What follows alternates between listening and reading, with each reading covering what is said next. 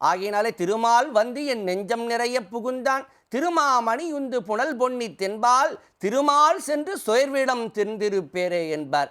தென்திருப்பேர் நகரான் திருமாலிரும் சோலை பெருப்பே உரைகின்ற பொறுப்பே உரைகின்ற பிரான் இன்று வந்து இருப்பேன் என்று என் நெஞ்சம் நிறைய புகுந்தான், விருப்பே பெற்று அமுதுண்டு கழித்தேனே. அதனால் திருமாலிருஞ்சோலை திருமாலிருஞ்சோலை என்று அப்படி சொல்ல சொல்ல என் நெஞ்சத்தில் உள்ளே புகுந்தவன் உள்ளேயே நான் இருப்பேன் என்ன பண்ணிட்டானா, இன்று முழுவதும் உங்கள் உள்ளத்தின் உள்ளேயே நிற்பேன் என்கின்றார்.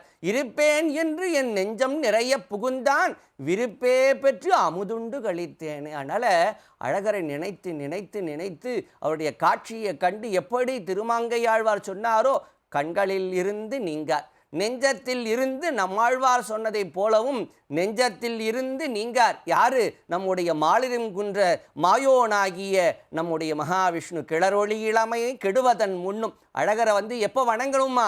அவர் தான் சொல்லுகின்றார், வயோதிகம்னு சொல்லக்கூடிய மூப்பு வந்த பிறகு அழகரை மாலிருங்குன்றம் கள்ளழகருடைய கோயிலுக்கு வந்து வணங்கக்கூடாதான், இளமை இருக்கும் போதே வந்து அழகரை வணங்கணுமா.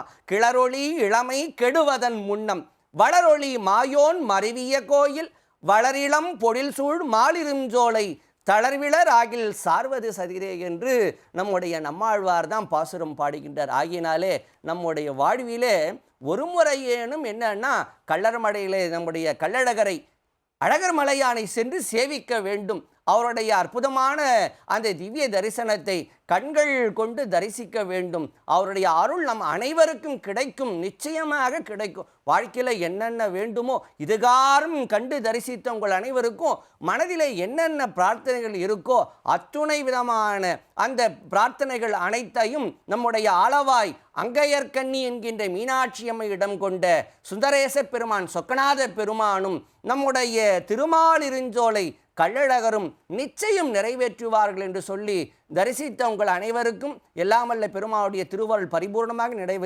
பரிபூர்ணமாக கிடைக்கப் பெற வேண்டும் என்று பிரார்த்தித்து, இதுகாரும் நேரலையிலே அற்புதமான இந்த காட்சிகளை தொகுத்து வழங்கி படம் பிடித்து காண்பித்த நம்முடைய மாலை முரசு தொலைக்காட்சி நம்முடைய படக்குழுவினருக்கும் நம்முடைய மாலை முரசு தொலைக்காட்சி ஆன்மீகம் யூடியூப் சேனலுக்கும் நம்முடைய நெஞ்சார்ந்த நன்றிகளை சொல்லிக்கொண்டு அந்த அளவிலே நம்முடைய நேரலை நிகழ்வு நிறைவு பெறுகின்றது.